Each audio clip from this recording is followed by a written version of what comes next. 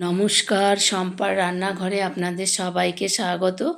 আজ আমি নিয়ে এসেছি সরপুঁটি মাছের ঝালের একটি রেসিপি। প্রত্যেক বাঙালি মাত্রেই এই সরপুঁটি মাছ খেয়ে থাকে বা থাকেন। নিয়েছি এর জন্য সাদা তিল 1 টেবিল চামচ, 1 টেবিল চামচ সাদা সর্ষে, টমেটো একটা বড় স্লাইস করে কেটে নিয়েছি, ধনেপাতা কুচি, ফোড়নের জন্য কালো জিরে, আর নিয়েছি কাঁচা লঙ্কা।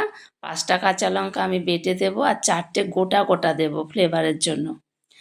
প্রথমে আমি এবার নুন আর হলুদ দিয়ে মাছগুলোকে ম্যারিনেট করে নেব। নুন আর হলুদ মাখিয়ে আর সামান্য একটু তেল মাখিয়ে মাছ কিন্তু অনেকক্ষণ পর্যন্ত টাটকা রাখা যায়। এটাও কিন্তু একটা রান্নাঘরের টিপস। সহজে মাছ নষ্ট হবে না নুন হলুদ মাখিয়ে রাখলে আর একটু তেল মাখিয়ে রাখলে। বন্ধুদের কাছে অনুরোধ, সম্পূর্ণ ভিডিওটি দেখবেন, লাইক কমেন্ট শেয়ার করবেন, এবং যারা নতুন বন্ধু তারা লাইক কমেন্টের সাথে সাথে একটি সাবস্ক্রাইব করবেন, সাথে সাথে বেল আইকনটি বাজিয়ে দেবেন যাতে সবার আগে নোটিফিকেশান আপনার কাছে পৌঁছে যায়। ম্যারিনেট করা হয়ে গেছে। এইবার একটা মিক্সার জারে আমি তিল দিয়ে দিলাম, মশলাটা পেস্ট করে নেব, দিয়ে দিলাম সাদা সর্ষে, আর দিয়ে দেব লঙ্কা, একসঙ্গে পেস্ট করে নেব। লঙ্কা কিন্তু যে যার স্বাদ অনুযায়ী আপনারা দেবেন, আর লবণও আপনারা যে যার স্বাদ অনুযায়ী দেবেন। বন্ধুদের কাছে আবারও অনুরোধ করছি, সম্পূর্ণ ভিডিওটি দেখবেন। বড় মাছের থেকে ছোট মাছ খাওয়া কিন্তু আমাদের স্বাস্থ্যের জন্য ভীষণ উপকার। দিয়ে দেবো 1 টেবিল চামচ মতো সর্ষের তেল। এই মাছ রান্না করতে কিন্তু খুব একটা তেলের প্রয়োজন হয় না, খেতেও সুস্বাদু, এবং একটু অয়েলি এই মাছ, মাছের থেকেই তেল বেরিয়ে যায়, সেই জন্য খুব একটা তেলের আমাদের প্রয়োজন হয় না এই মাছ রান্না করতে। তেলটা আমি ফ্রাই প্যানের মধ্যে ঘুরিয়ে নিলাম। তেল গরম হলে দিয়ে দেব নুন আর হলুদ সামান্য। নুন হলুদ দিলে কি হয়, মাছ কড়াইতে লেগে থাকে না, আর তাছাড়া তেলও, গরম তেল গায়ে ছিটে আসে না। এটাও কিন্তু একটা রান্নাঘরের টিপস। ছোট মাছে প্রচুর ক্যালসিয়াম থাকে।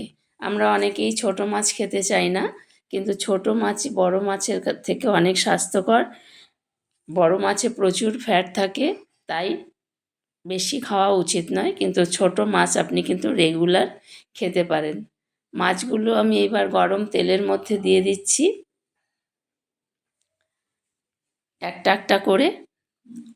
সরপুঁটি মাছ কিন্তু খেতে খুব ভালো, দেশি পুঁটিও খেতে ভালো, তবে দেশি পুঁটি অতিরিক্ত ছোট বলে কাটার একটু অনিচ্ছা হয়, তবে কেটে নিতে পারলে কিন্তু খেতে অপূর্ব লাগে দেশি পুঁটি মাছ। আচ্ছা, মাছগুলো আমি দিয়ে দিলাম। এইভাবে আমি সব মাছগুলো কিন্তু ভেজে নেব। আমার এখানে 400 গ্রাম মাছ আছে।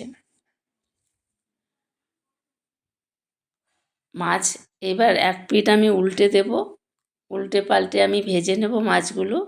দেখুন, নুন হলুদ দেওয়াতে কিন্তু একদম চটাপট সব মাছ উঠে যাবে, একটুও ধরে যাবে না কড়ার মধ্যে, একদম ভাঙবেও না, সুন্দর থাকবে মাছগুলো, একদম একটুকু ভাঙে না যদি নুন হলুদ দিয়ে নেওয়া হয়, আর গায়ে এক ফোঁটাও তেলের ছিটে আসবে না। মাছ ভাজা হয়ে গেছে। এইভাবে আমি সব মাছগুলো কিন্তু ভেজে নেব একই রকমভাবে। মাছগুলো আমি এবার তুলে নিচ্ছি।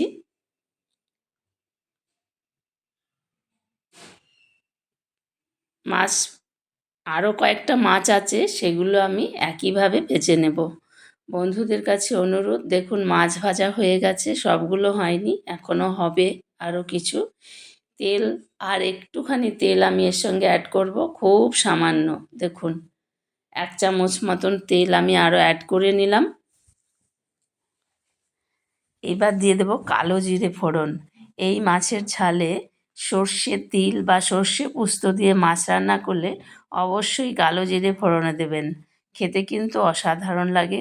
তাছাড়া কালো জিরে কিন্তু আমাদের স্বাস্থ্যের জন্য ভীষণ উপকার, সর্দি কাশির উপকার হয়, গলা ব্যথা, নাক আটকে থাকলে কালো জিরে যদি আমরা একটা পুঁটুলি করে নাকের মধ্যে শুঁকে নিই, তাহলে কিন্তু বন্ধ হওয়া নাক ছেড়ে দেয় সর্দি থেকে। দিয়ে দিলাম টমেটোগুলো, একটু হালকা নেড়ে চেড়ে নেব। আমাদের কালারফুল সবজি খাওয়া কিন্তু স্বাস্থ্যের জন্য ভীষণ উপকার, বিশেষ করে মেয়েদের। এই যে টমেটো, লাল টুকটুকে টমেটো প্রত্যেক দিন সকালে একটা করে খেলে প্রচণ্ড উপকার হয় ডায়াবেটিক পেশেন্টের জন্য। দিয়ে দিলাম সর্ষে আর তিল বাটা পেস্টটা, যে কাঁচা লঙ্কা দিয়ে পেস্ট তৈরি করেছি সেই পেস্ট। এবার ভালো করে কষিয়ে নেব।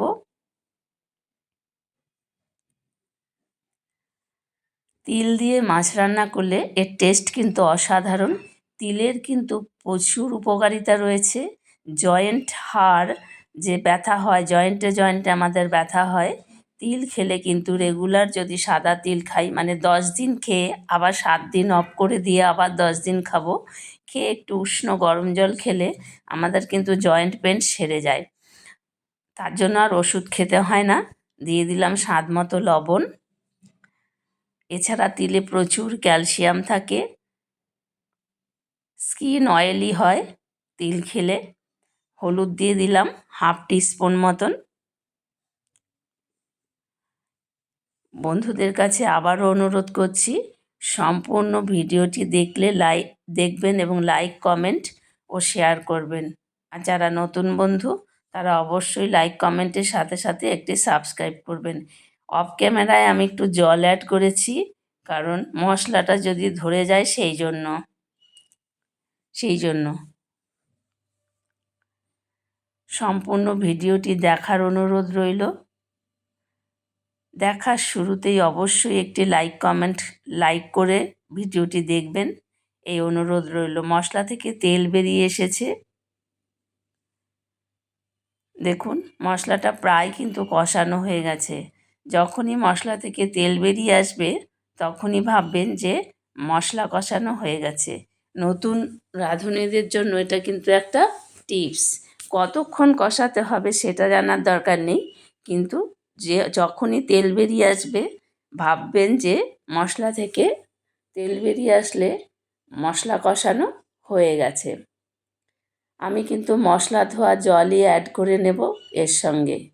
মশলা ধোয়া জল দিলে রান্নার টেস্ট কিন্তু আলাদা হয়, এটা আমাদের মা ঠাকুমারা বলতেন। মশলা ধোয়া জলই আমি অ্যাড করে নিলাম। এইবার মানে গ্রেভিটা ফুটে উঠলেই আমি কিন্তু মাছগুলো অ্যাড করব, ভাজা মাছগুলো। আপনারা মাছের পরিমাণ বুঝে সব কিছু উপকরণগুলো অ্যাড করবেন, কম বেশি করবেন। মাছের মানে গ্রেভি ফুটে উঠেছে, এবার আমি মাছগুলো অ্যাড করে দিচ্ছি, ভেজে রাখা মাছগুলো। এইভাবে একবার রান্না করে দেখবেন, অসম্ভব সুস্বাদু হয়। তিলে প্রচুর ক্যালসিয়াম থাকে। পোস্ত যদি না থাকে, তিল আছে সাথে, এটা মনে রাখবেন। তিল খাওয়া আমাদের স্বাস্থ্যের জন্য ভীষণ উপকার। আমি কিন্তু ঢাকনা দেব না, কারণ এটা যেহেতু ঝাল তৈরি হবে আর মাছ তো নরমই থাকে, ভাজতে ভাজতেই সেদ্ধ হয়ে যায়, তাই আর ঢাকা দিলাম না। দিয়ে দিলাম কাঁচা লঙ্কা ফ্লেভারের জন্য। এটা কিন্তু চেরা নয়, এটা পুরোটাই গোটা গোটা কাঁচা লঙ্কা দিয়েছি আমি।